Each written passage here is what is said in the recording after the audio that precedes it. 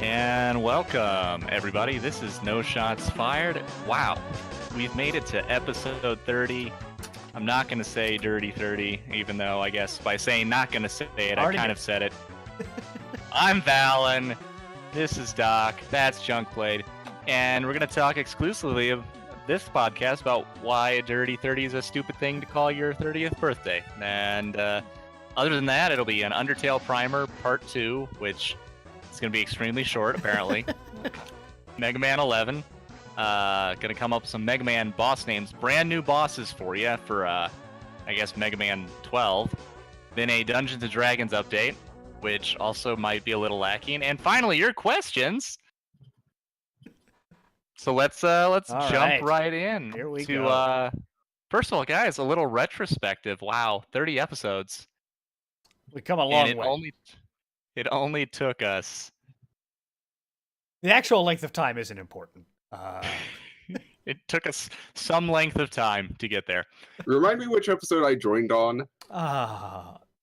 It was in the teens, I think. Teens, probably? I think so. It was 16 or 17.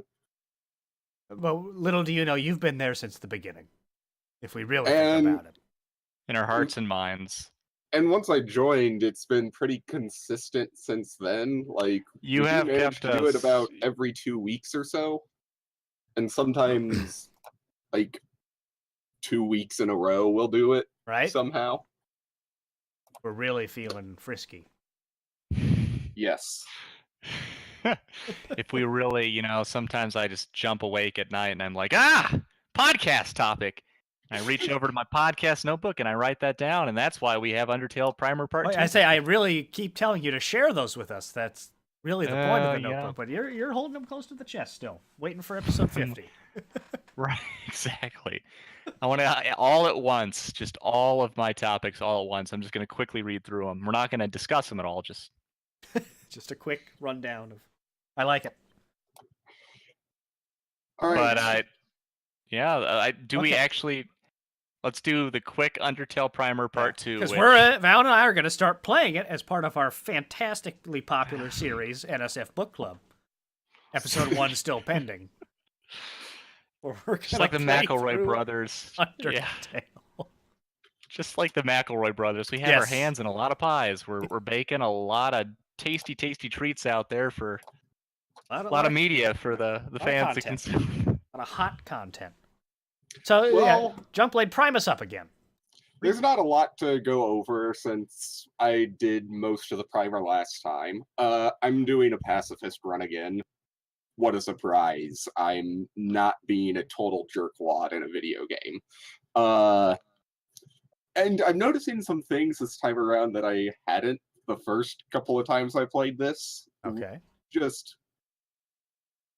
There's an odd level of detail that was put into this game. I encountered a random thing that I'd never encountered before, and a random creature or a random. It was just a random event. Like someone called, like at a certain point you get a cell phone, and I just triggered an event where someone calls me and starts singing the wrong phone number song. Okay. There's a lot of random weird stuff in there. Yeah, I feel like there's no voice acting in this, so you don't have to worry about actually listening to the random phone number song. I feel like this game's visual style kind of like belies its depth to some degree, because you look at it and it looks very kind of simplistic. Right?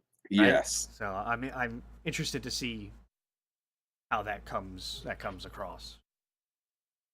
Yeah, the game itself has a decently in-depth story.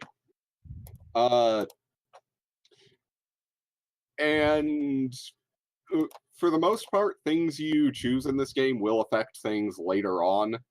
Although in some cases, it falls victim to the old your choices don't actually affect anything joke that ProZD demonstrated very well. But you only know that if you try all the options, right? Right, exactly. Right. That's the whole thing. So, and it's, I mean, if you think about it, it's really tough to do a game where all of your choices matter, or else you really would be creating like, oh my back as soon as you hurts. have more than like 2 or 3 branching paths, it just gets the permutations. Yeah. But that's why we're doing this Dungeons and Dragons campaign, because my brain will create the paths as we go. And that is the correct way. And moving on into that, that is actually the correct way to dungeon master a campaign. You shouldn't even have like an ending in mind, because you have no idea what the PCs are going to do by the time they actually get there. Right. So like for the one yes, keep going. I was gonna say, for the one I'm running, I'm just waiting to figure out what they're actually going to do, because I don't think they're going to do this, but given my group, there's always the chance that they could just, cause the apocalypse. So I'm trying to be prepared for anything they throw at me. Yeah, I will be curious with not only the size of the, speaking of, since we're kind of jumping into Dungeons and Dragons update, might as well go with the flow. Flow with the go doesn't. Can you flow with the go? It's a new NSF TM term. Should we? Simply by broadcasting our ideas, I believe we have some copyright protection there. Somebody hold up a newspaper. I think you have to do that. Right? I don't have a newspaper. Can we get the legal department on this one? Yeah, we'll I've send got them some magic cards. Good enough. We'll get legal on this. Segue right into the Dungeons and Dragons update. The problem is I took so long with the segue. I'm not exactly sure what I was gonna say. All right, I got it. I found it again. I should have delayed a little bit longer. So I am excited with the number of people we have and the different kinds of personalities we have to see what the group does. And the nice part is there are so many people you could split the group, and it's not going to be as well. It might be. We're hoping it's sustainable just by the sheer weight of numbers. I think, right? Is that our? Yeah, because eventually I'm imagining some people, but everybody that I have talked to has expressed interest in. I think everyone's going to be interested. It's just a matter of the frequency with which every single person is going to be available at the same time is going to be a rare low. But no, I think it was a great first session, as our loyal channel watchers will have already seen since it's been up on the channel. Right. It would be. I guess that loyal channel watcher would probably be White Nova. That's about it. Yeah. I am trying to advertise this a little bit to some of my friends, at least. Like, how's it going? Clearly, it's not going very well, because I seem to only link them when they're actually not there, even though it says they're online, or they just don't have an interest, even though they said they did. Yeah, I have bad news, guys. It appears we've even lost the bots. So what? As far as the bot? Whoa! I'm actually kind of depressed by that. The bots gave up. No, I see Commander Root. Oh, you see Commander Root?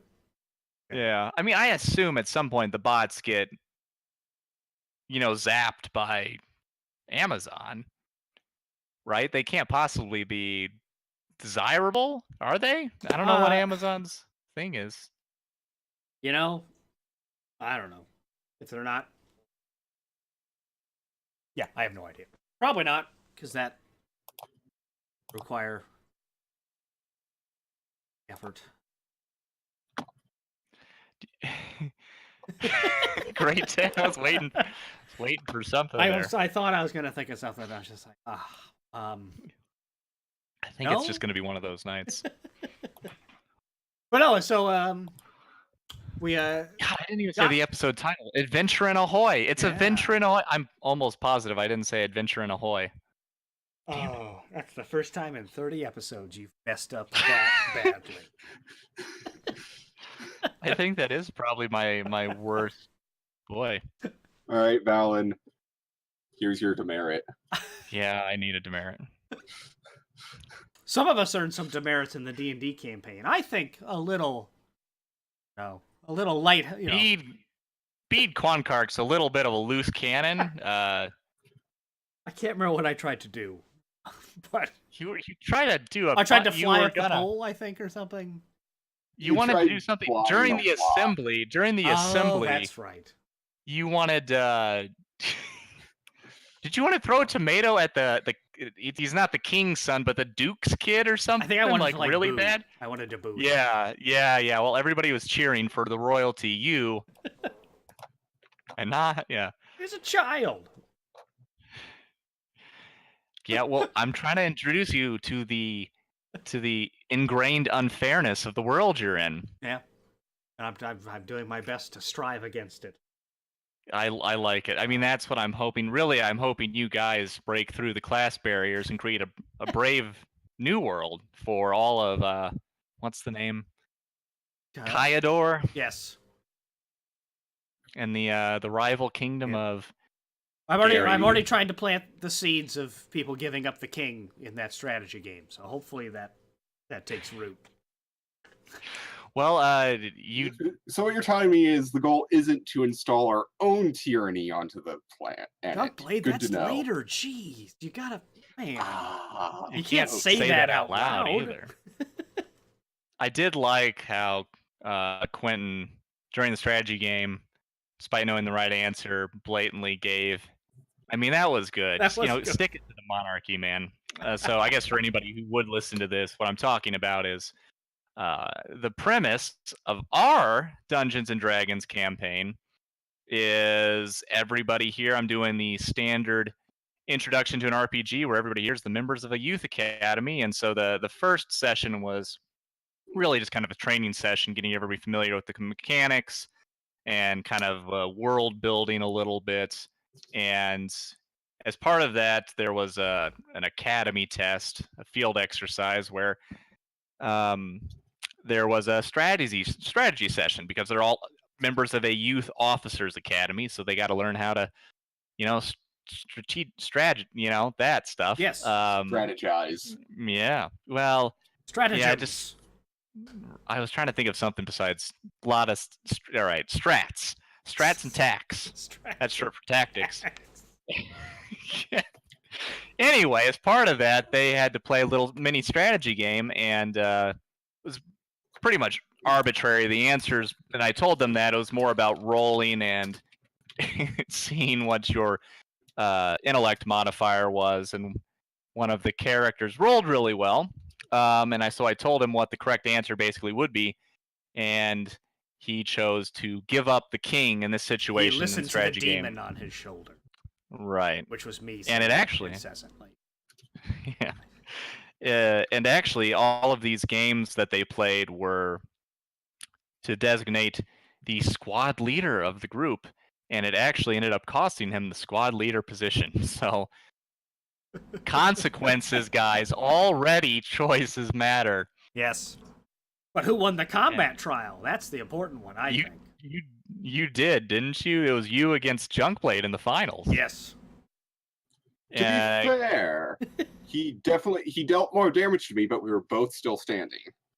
That's true. Yeah. Well, it was kind of I wanted to fire my bow once. That's all I was asking. I know you did. You'll get to. I just thought in personal combat it'd be kind of weird if, just from my perspective, it'd be kind of weird if you got to stand like 30 feet back, fire one off. I'm a bulwark, Fallon. Between civilization and the festering wilds. But no, it was a very good start. You can find it Youth Academy of Tale of Friends, Rivalry, and Sorrow. Chapter 1. You guys are going to talk, and I'm going to solve this problem. The Hearkening. Yes, lots of fun, and looking forward to continuing on later. All right, we've got another bot back. It looks like. Who's this bot? Bananinin. I don't remember. That's a new one. Welcome. I don't remember. But welcome, bot Banananin. Speaking of banana Minimin, a new Mega Man is out. Oh, nice transition. Mega Man 11. And have you played any of? I have played a little bit, but Junkblade has played much more. So let's talk about it. I want to get Junkblade's more complete thoughts first.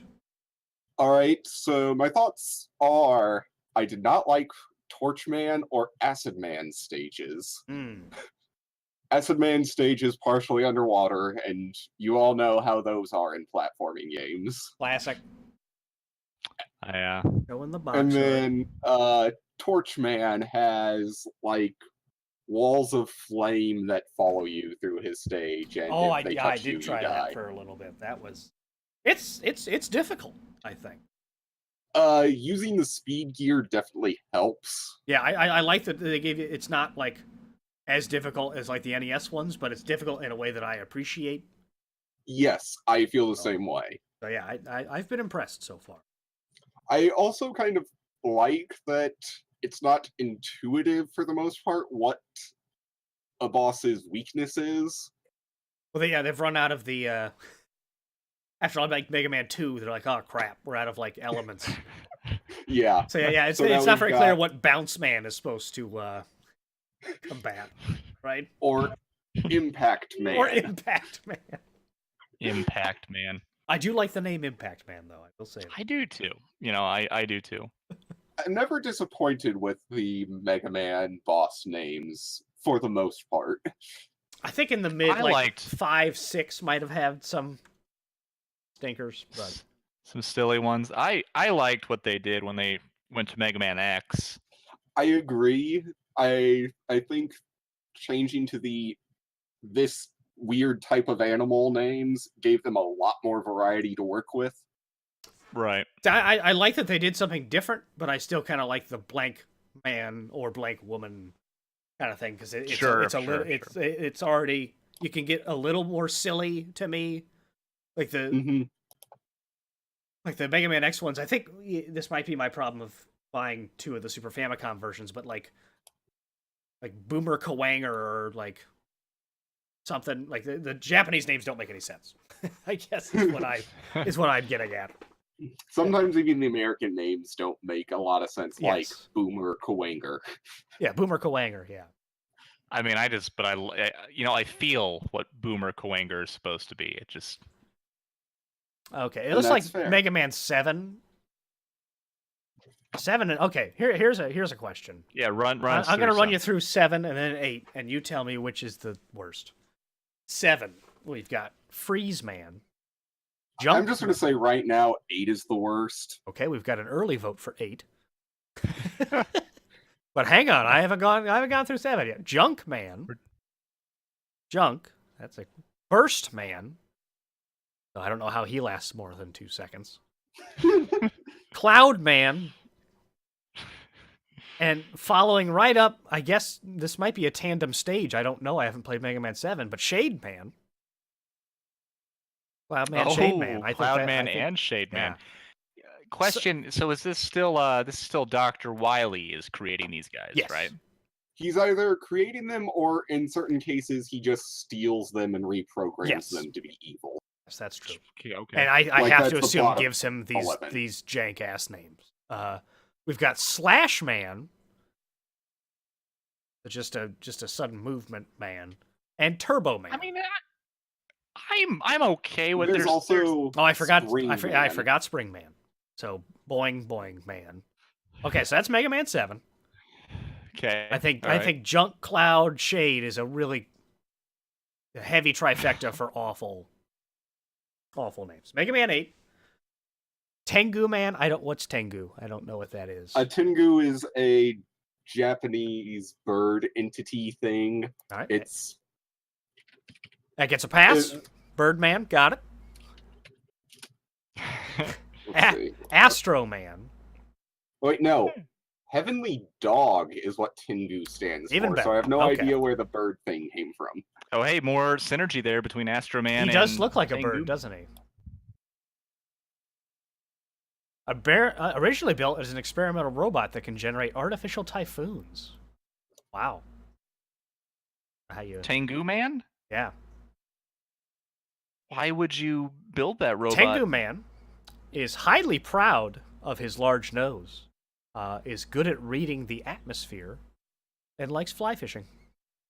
If you read the background for some of these robots, you ask that question a lot. Like, why would you ever need this? I say Mega Man 8 is quickly creeping up my list of favorite games just based off these descriptions. Yeah, I'm sorry, but so far, just based on these two, I'm saying clear winner. Oh, poor Astro Man.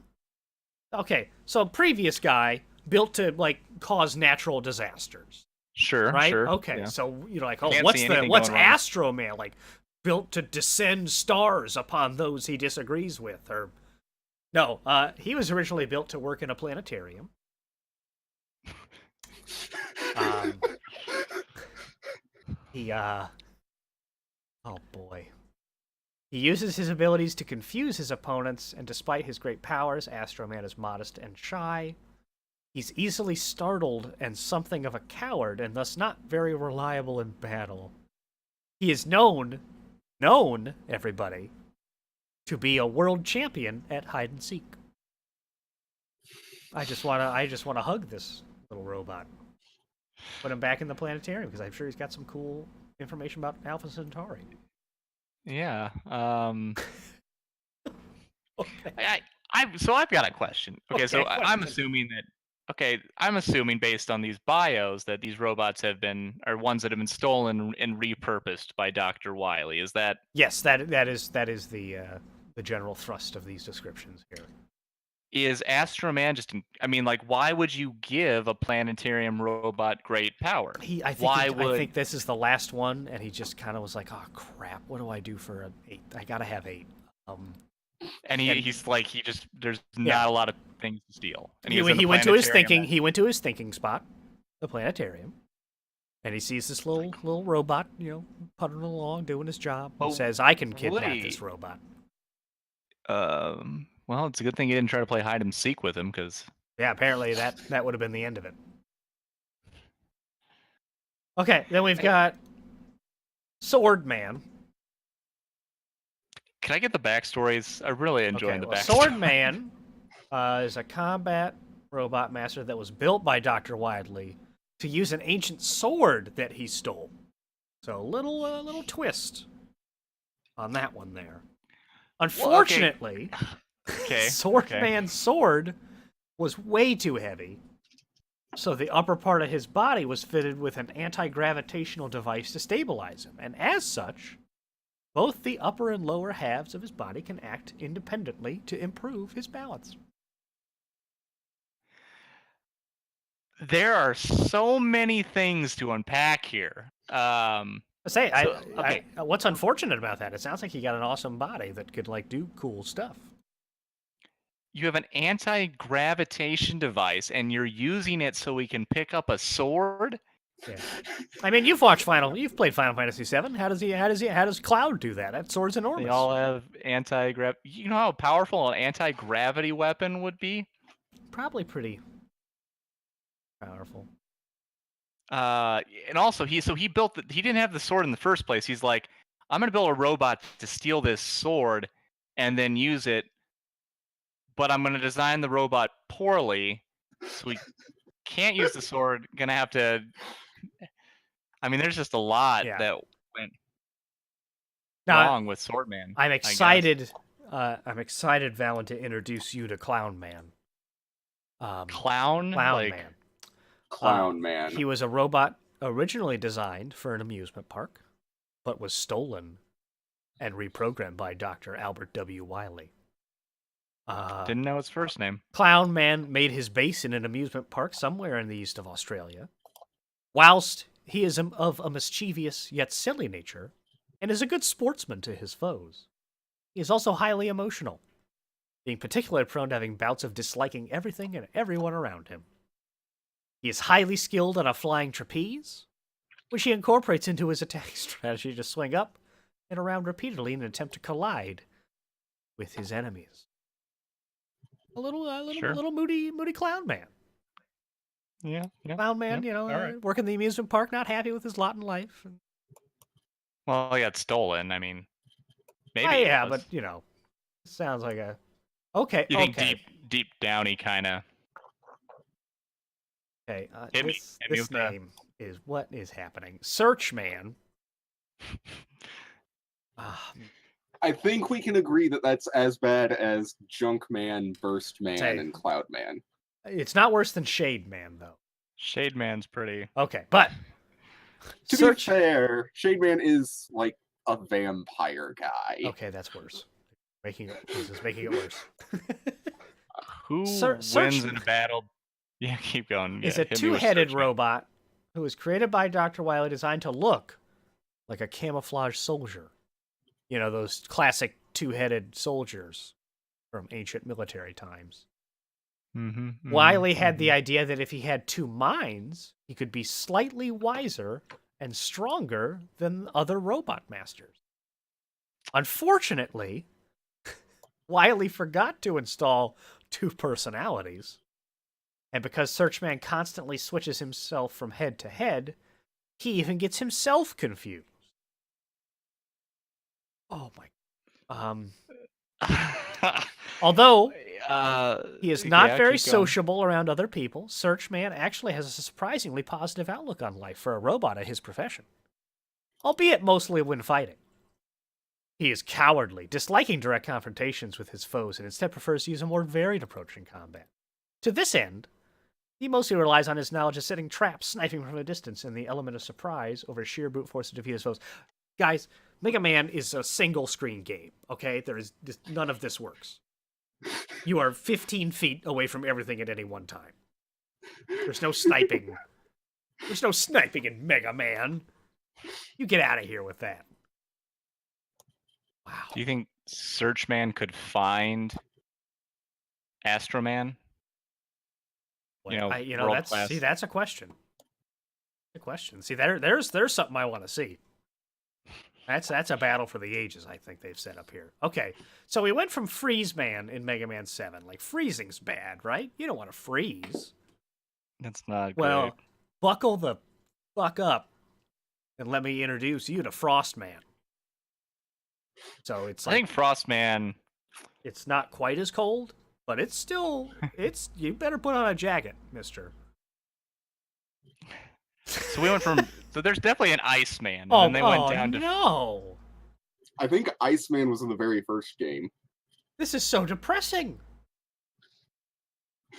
Frostman is a Welcome combat to the Mega Man roadmaster series, Doc. who was created by Dr. Wily predominantly using several leftover parts from Clownman. We've got a cast-off robot from one of the dumbest ones I've read yet. Frostman is one of the largest robot man. How is he one of the? Okay, whatever. How is he? Yeah.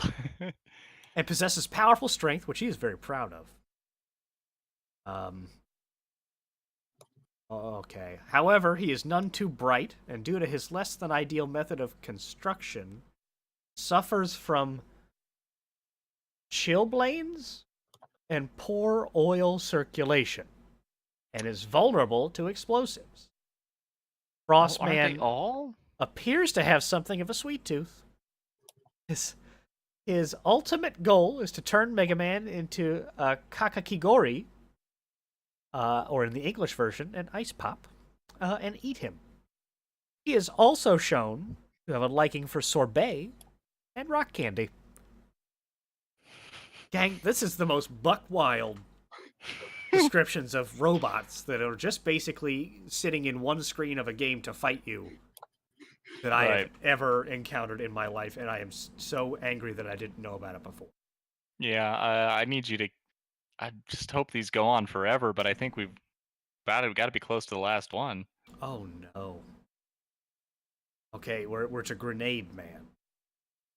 Okay, all right. I mean, compared to Frost Man or Clown Man or Astro Man. Yeah, now this one, there's just a couple layers to this. Search Man. Grenade Man is a robot master designed after a hand grenade visually. You know. Well, I bet you weren't expecting that. He is sadomasochistic, enjoying both inflicting and receiving pain, particularly through getting himself caught in the explosions he creates. During the events of Mega Man 8, little spoilers here, he was stationed at an ammunition factory somewhere in Argentina, causing havoc with his soldiers and explosive weaponry. Boy, I think we've got a lot deeper problems. Oh boy. Sadomasochism is no joke. The backstory has really made it for me in terms of 8. But I'm gonna have to play this game now and see how these are brought forth through the gameplay. I do think if biographies aside, I tell you right now they aren't, Doc. Because I played 8. Junkblade, don't.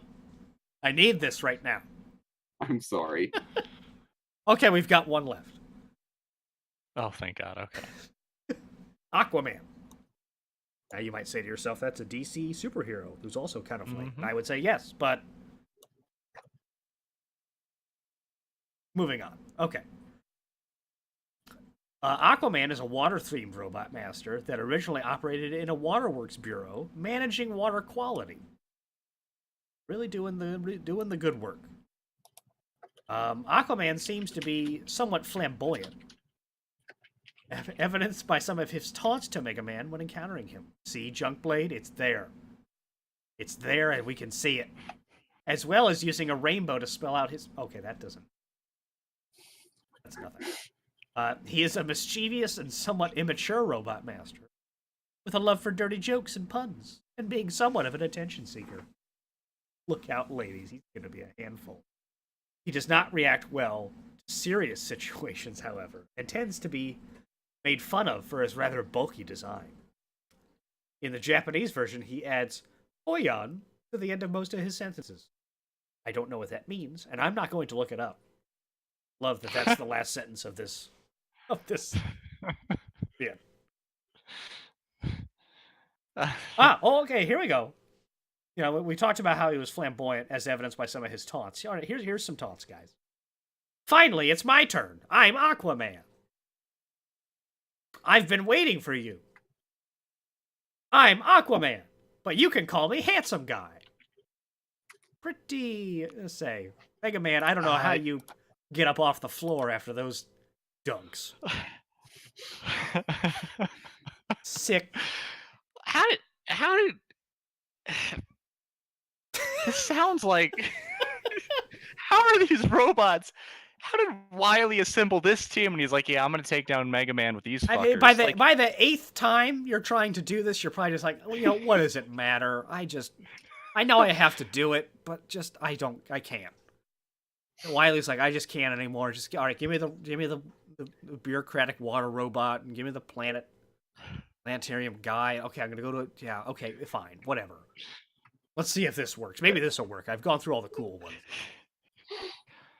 Just throwing stuff in the wall and seeing what sticks, I guess. Shoutouts to the Mega Man Knowledge Base site for this fantastic information. Man, I gotta say that 8. I think if I might be sold on 8 here. You think 8? Let me look and see if there's any interesting descriptions on 7.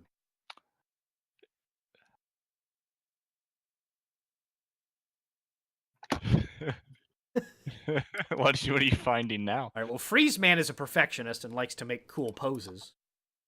He has great respect for Iceman, since he is the first ice-themed robot master in the series. A little breaking the fourth wall here. Sure. I would also like to point out that Mega Man 7 is pretty well loved because it has the introduction of bass and treble. Whether that's a point in its favor or against it for you is another matter. Are those the guys that are like his lieutenants, like Pseudo, that you run into him every once in a while, kind of bosses? Like kind of not good guys, sort of? It's like not... They're kind of not good guys, but also not completely evil. I've played some of Mega Man and Bass, like that next game, I think. Here, I'll link you guys a picture real quick. Yeah. My Junkman's got nothing. That's disappointing.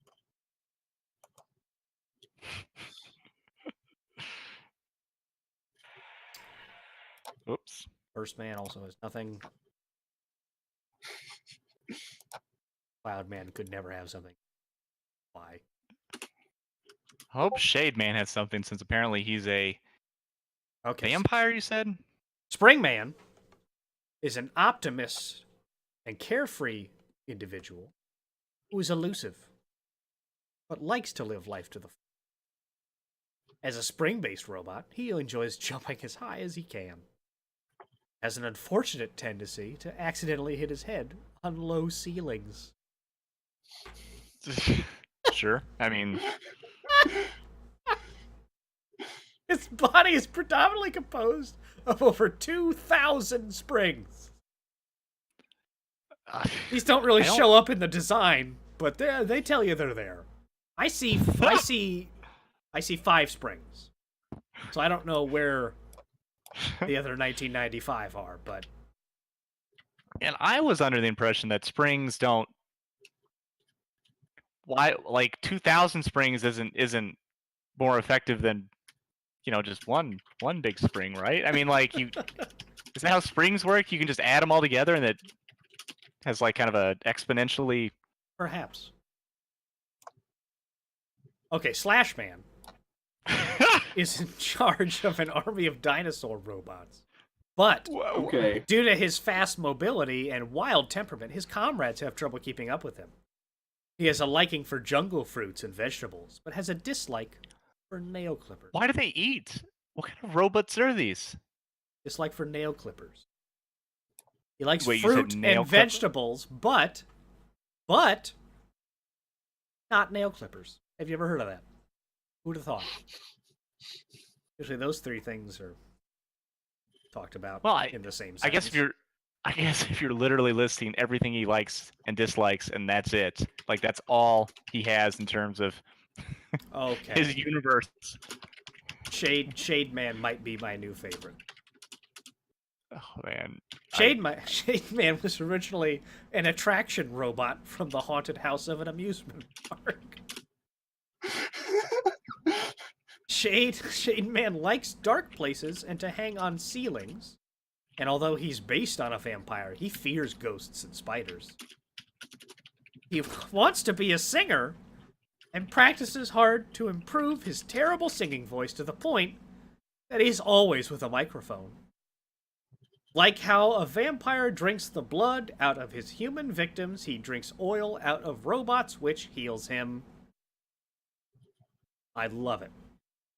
I love it. Just a vampire robot trying to make it big in the music biz, putting the work in, while also being afraid of ghosts and spiders. Despite being a robot, guys. Robots are and vampire, or despite being a vampire, based off a vampire. Vampires never scared of ghosts and spiders, as we all know. I'm a little torn now about trying to kill these guys. Like, they all have stories and aspirations. Like, most of them were just taken out of their jobs and like. I think for the most part, it's literally just Dr. Light going, "Hey, I'm going to make a robot for this," and then Dr. Wily comes along, getting another evil plan, steals them all, reprograms them all to be evil, and then you have to kill them because you can't capture them. Okay. Do we want to hear about Turbo Man? I do. I really do.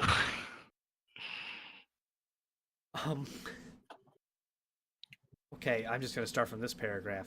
His Mega Man and Bass CD data says he recently had a cutting-edge car stereo system installed. Apparently, Turbo Man's a big driving fan. And his hobby is to drive around at high speed with the volume high. He also plans to install airbags someday. Turbo Man also has a very strong dislike for punk, most likely because his tires could burst and flat. Okay, so not punk. I thought it was punk music. No, apparently punk's a character. If he touches his blades and spikes. Okay, that's disappointing. I was hoping it was like punk rock. He just doesn't like. Yeah, the English CD database says he dislikes Burst Man. Possibly because the robot's soap-like substances can lead Turbo Man to skid around on slippery roads. Turbo Man and Quick Man from Mega Man 2, I believe. They were already going to Quick Man are and rivals. And in Quick Man's ending of Mega Man Battle and Chase, Quick Man enters the Battle and Chase competition to challenge Turbo Man in a race. But he could not enter the competition due to a problem. Due to a problem.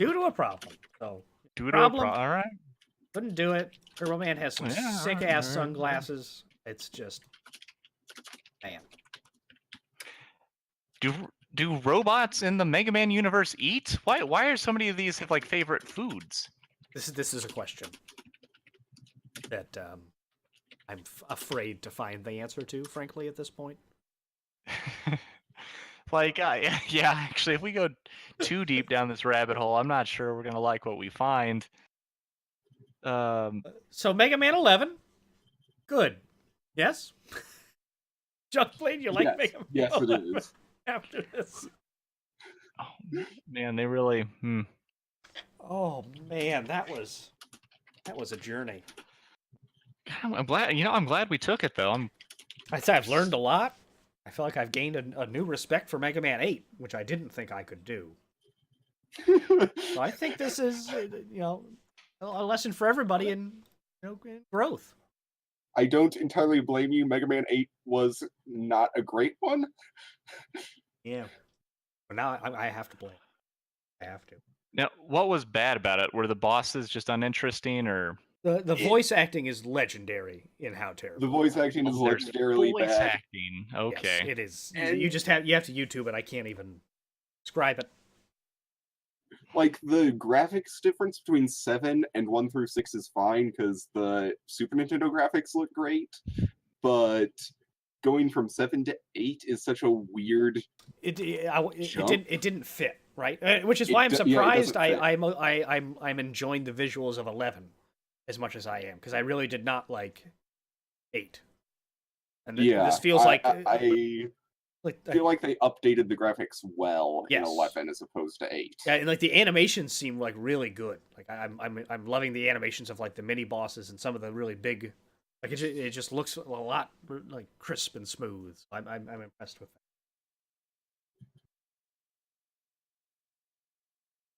Well, I hope you guys have been coming up with your own Mega Man boss name. Oh, I think we're to that segment of the show here. I can't wait. Can we even mess this up based on what we've heard so far? I think we've got a high bar to clear, because apparently we need a backstory that's just. Oh, we got to come up with backstories too now. Okay, all right. Who's got the first one? So we're going for blank man names, not just or Mega woman. Man You can do names. a woman if you so choose. True. I was just wondering, yes. we can't do, say, the poison possum. No, that will be during our Mega Man X discussion. When Mega Man X, point. whatever the next one in that series is. Well, my first bot is going to be Whoa Man, and it's a guy who's constantly surprised at everything. In particular, anytime he sees a female robot. Now, what was Whoa Man's original purpose? He worked in a can we go? Keep going. Power through it. Power through. He worked at there's a radio station called Whoa Whoa, and he was a morning DJ. And AM 1050. I can't remember you'll have to tune. Well, he's been defeated by Mega Man since then, but yeah, he had the real early morning, waking people up, getting people ready for work. Great DJ robot. Was in love with.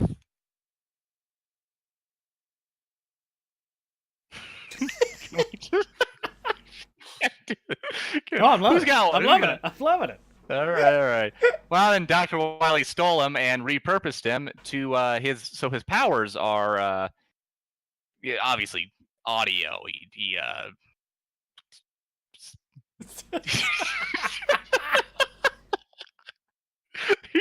he talks. Okay, he talks. Yeah. Yeah. In a surprising manner. Okay, I gotcha. Yeah, surprise. Just very provocative statements that really catch Mega Man off guard. Right. It's yeah. Okay. Okay. So who's I can go next here. I've thought of two so far. My first one is Monotone Man, who lulls Mega Man into a false sense of security and plays by just. It's like a Ben Stein kind of. Very monotone. That's who I was trying to. The level's very monotone. There's not much happening. You have to jump like a couple times to get through it, but by the time it's also very it's like a kind of like a winding path that you have to go like each screen. It's just like a line at the bank, just kind of winds its way through, and it's just. So the battle is you're like waiting in line. You're battling your own, boredom. Which, if you think about it, it's a pretty, for a robot, that's something. That messes with the old circuits, I think. So I think he's an unstoppable hell beast, really. But he would never say it, because that would be a little too gauche for monotone. Right. All right. Junkblade hits with your Mega Man. Give me just a moment, because I just want to make sure it's not one that already exists. Oh, man, Junkblade, a high opinion of his first robot master. No, I'm not saying they've probably already used it. It's... yeah, that's... Oddly enough, no, they haven't. Sound Man. I mean, there's got to be something. I mean, a lot of them said they use like sound waves and stuff, but no specific Sound Man. Interesting. No guy just called Sound Man. So I'm thinking this is basically a robot that acts as a place's PA system and combination PA system and radio, sort of like in a grocery store. Although, sounds a lot like Whoa Man. Except less lame, am I right?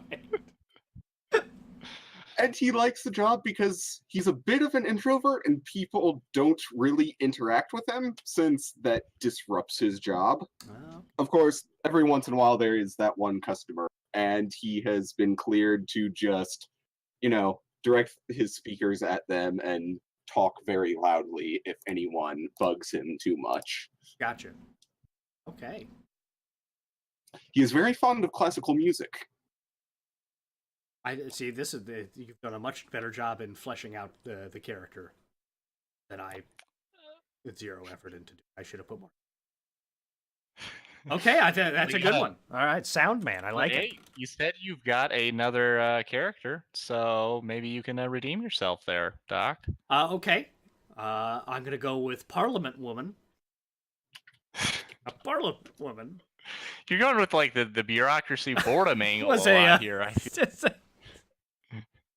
Was a robot originally used to remind, bureaucrats and members of Parliament of really just the most mundane procedures and rules of order, point of facts, and all these sort of things. So she assaults Mega Man with just the most insane, obscure laws that he's broken as he's made his way through this stage. Like, it's not even like destruction of property. It's like, oh, you jumped too high on a Thursday while looking to the right. Right. Do you have requisition form B? Yes. Oh, I'm sorry. You're going to have to go back up to... I'm sorry. You can't fight me until I have this in triplicate. And then Mega Man's got to go back through the stage. He's got to find... But then that desk is closed for the day, and you literally have to come back the next day. On the game cartridge. And even skipping your console's time forward, that doesn't work. Because Parliament Woman doesn't fall for that shit. Right, and then penalizes you extra. Actually, I really like the idea of this boss. So that's Parliament Woman. You have to beat her by filling out all of the paperwork correctly, and then you have to successfully get an online rebate in a value of in excess of at least $50.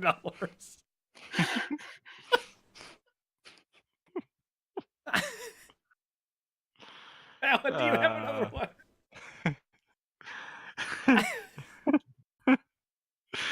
Yeah. Well, let's guys, let's take this into the 21st century. Let's make Mega Man popular for today's youths. Yeah, I love it. And let's do Meme Man. Oh God, no, no.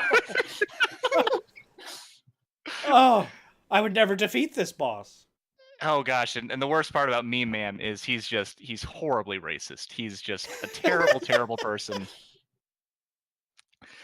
Everything he says to you, you're not sure what he'll do is you'll just get a text on your Mega Man phone or something, and you don't know where it's come from. It's been mass sent out, and you're just like, oh, damn it, Uncle Mega Man, this is not cool. Okay, you can't send stuff like this. And you know that the perpetrator behind all this is really Meme Man, just out there. Just every screen in his level has a chance to rickroll you, and you just can't. There's no logic to it. There's no rhyme or reason. I think it's worth that license to put that in there.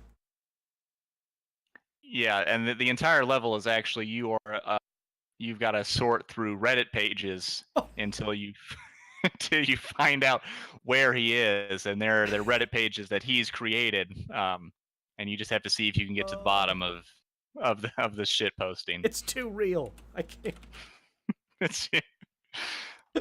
Like I said, I gotta make people today's youths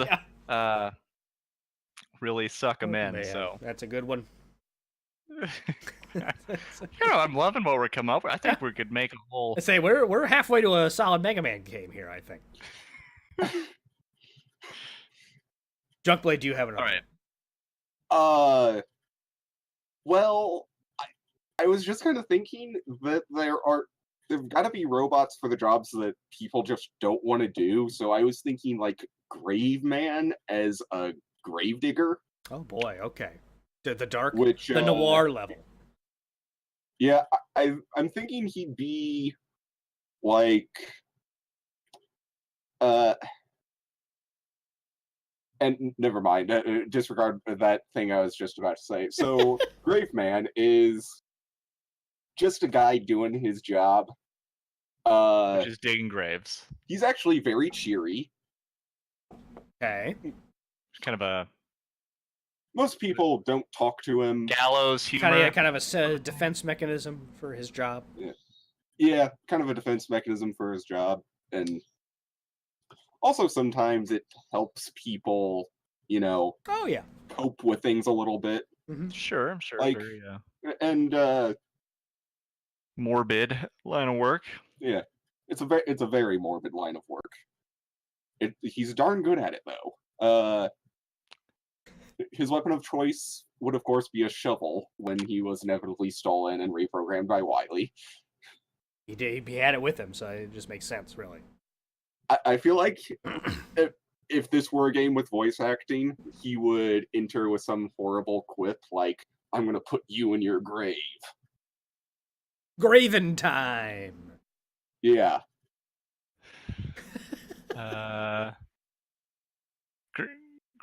Great. I got nothing.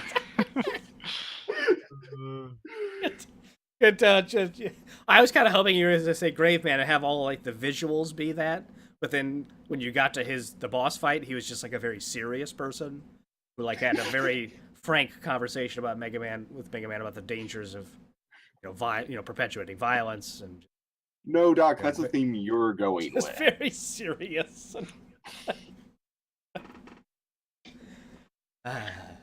Double meaning. It's great. So I've been talking with my friend who also really likes the Mega Man series while we've been going over this. Okay. And despite the fact that there are literally 30 games, if you consider like the X series, the Zero series, a lot of games. Yeah. We don't know what happens to a lot of characters that were introduced in the original series. Like, we don't have any idea what happened to Bass and Treble, or Roll, or Proto Man. Well, that's just kind of like... Yeah. They get, like, the cheap sitcom kind of side character treatment where they just disappear and you're left to wonder. Well, they get around that by, like Mega Man... The X series is, like, hundreds of years in the future, right? So it's they rusted away. Like, I don't know. I don't know if that or the Battle Network or the Mega or the Zero series, if those ever connect together in a significant way. So I think that's kind of how they've gotten around phased that. out. That would be. I wonder. I guess. No, don't tell me. It probably doesn't. Some of those characters are in 11, at least from like the original one, right? Like not necessarily based. Yeah, on like Treble, Roll is in 11, but okay. Yeah. How many we count? 1, 2, 3. All right, so we got 6. Should we come up with 2 more just so we have our own game? Now. Okay, who's got another one? Okay, I got one. Got one. Go. His name is Codeman. Codeman. And when you go to his level, it's, you know how in the old games, instead of like being able to save, they'd give you a code so you could go back to that same spot in the game? Uh-huh. That's all it is. You go to the boss and you've got to guess what the code is. Codeman he's been doing the dirty work for all the Mega Man games. Codeman's the one. He's on that screen. He's keeping track of all those codes. He knows every possible thread of reality. He does. Oh my god. He does. He's the robot. Think about it. Think about it. Man. So to beat Codeman, you got to know the right code. I'm putting Codeman at the bottom because he's the fucking final boss of this shit. Right? Well, it wasn't. He knows where you've been and where you're going. Codeman could easily be the final boss. Well, and think about this. When you beat Codeman, do you get a code? Is Codeman giving you the code to and then beat is himself? That code to bring Codeman back? Survey says probably. Probably. That would be smart if Codeman wants to. Maybe he doesn't, but that would be smart. I think he should do that. Okay, I love that. My last one is Jumpman, and it's just Mario. What's the? He's not even a robot. It's you have to kill an actual human person, and it's Mario, and it's difficult. Because he's gonna beg, because those blaster shots do not feel good, and Mario's not used to that. He's used to spikes and just funny little dolphins that like tickle his nose. And as you're fighting him, is he constantly like looking up towards the top of the screen and seeing he has no lives left, kind of thing? Yeah, that, and he's realizing that this is a different reality. My jumps don't mean anything in this reality. My shoes aren't the most powerful weapons in the universe. Why has he thrown his lot in with Wily? I think this is Bowser finally succeeding. He built a pipe to Mega Man World and got stupid Mario to go through it like he always does. Yeah, he does try out all Bowser those pipes. finally wised up, and this is how he finally gets the better of Jumpman. Well, and as you know, it's not like you can really negotiate once you're in that boss chamber. There's only one way out, and it's killing the other guy. Yes, it's combat. And I think his boss introduction screen is just going to be him already looking extremely confused. Just... Hang on, no. Wait a moment. Luigi. Yes. I hate to ruin your concept, Doc. But it's ironclad. I don't know how you could possibly do it. Well, Mega Man 7 does pretty firmly establish that Mega Man can't actually kill humans. Okay. But what if I told you that someone from a different reality... Wait, time out. That can't be the case, because Mega Man has defeated Wily so many times. But he hasn't killed him, which is maybe the whole problem. Which is when, in 7, he said he was going to kill Wily finally, but he actually couldn't. His programming wouldn't let him. Well, time out. His programming lets him blow up ships, and he doesn't exactly know that Wily's going to survive the explosion, so that feels like, to me, that there are ways around. This is the Batman nonsense. Oh, he's fine. Yeah, it's like, the cement broke his fall. He's fine. I didn't kill him. I just left him on the subway train that was going to crash into the building. Yeah. The subway train killed him. Yes, I'm not going to kill you, but I don't have to save you. There you go. Yeah, okay, that's all right, whatever. Then from now on, Batman always takes people to crashing subway trains. Yeah. I don't have to save you. Batman does not follow the 3 laws of robotics. Immunity! I would argue neither does Mega Man based on... And I'm now going to argue that Mario from the Mushroom Kingdom would not register as a human to Mega Man's eye. Oh, now, that's right. that is fair. That is fair. Okay. Since Fallon came up with the ultimate final boss in Code Man, we need one more to complete the Code Man's minions. Right. So.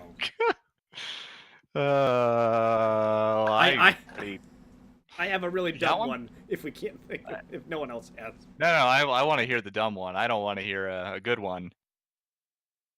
Okay. My last one is Robot Man. It's Robot Man. He's a robot. I'm kind of surprised they haven't done that one. Exactly. I was like, it popped up in my head. I'm like, I don't think they've done that one. But it's just the blandest looking robot possible. Is there like a man? He's just But then that runs into Junkblade's problem. Well, I would posit that Wily should just hire human fucking beings to kill Mega Man then, because they'd be unstoppable. Hire me. I will do it for the right amount of money, Wily. Yes. And Mega Man's just like, well, shit. I love it.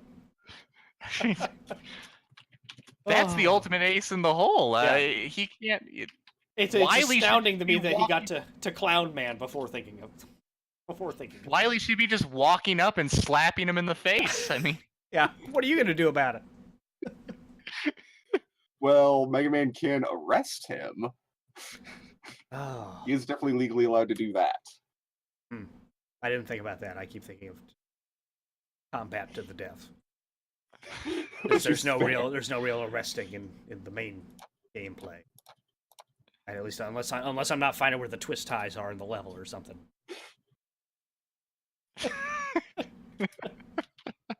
Okay. So rundown of our let's get our 8. Fantastic. Mega Man 12 coming soon. Woe Man, Sound Man, Monotone Man. We've got 3 auditory or sonic-based ones. It's a big, Yeah. So, music's a big part of the Mega Man series. It makes sense. Meme Man, Parliament Woman, Grave Man, Jump Man, Robot Man, and then finally the mysterious figure in the shadows that cannot be defeated, Code Man. I'm saving this Google Doc because this is the basis. For our ascent into stardom. I would want Code Man to look like an agent from the Matrix. No. Code Man is the code screen. Yep. That's it. Mega Man just wanders onto the code screen, sees all these random things, numbers, and then he just implodes because it's a paradox that reality cannot suffer. So.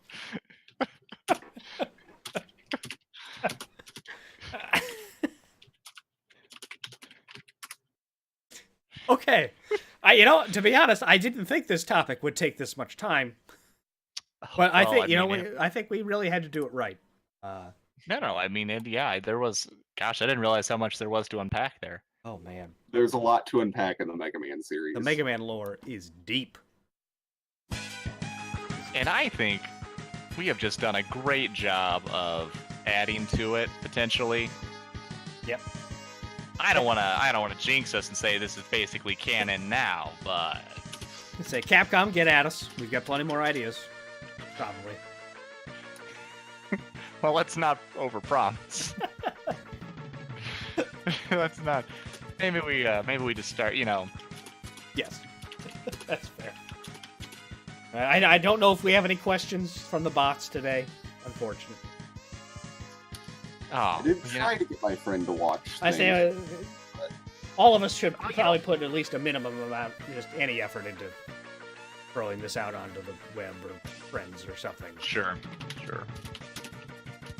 That'll come along with us playing Undertale next time. So tune in next week. That'll be episode 31. This has been No Shots Fired. We've been Adventurin Ahoy, which I'm going to get the title now that we're at the end, as opposed to the beginning. just trying to, change things up. We've been talking about Undertale again. We're going to finally play it this week. Then over Mega Man 11, gave you a little Dungeons & Dragons update, tiny one. Didn't really have much to update you on. And then came up with, basically Mega Man 12. So next week we're going to be talking, hopefully we'll conference in Capcom and kind of hash this thing out live. That'd be fun. That would be great. I think they'd be up for it. So for Doc and Junkblade, I'm Valen, and we're signing off. Peace out. Have a good one.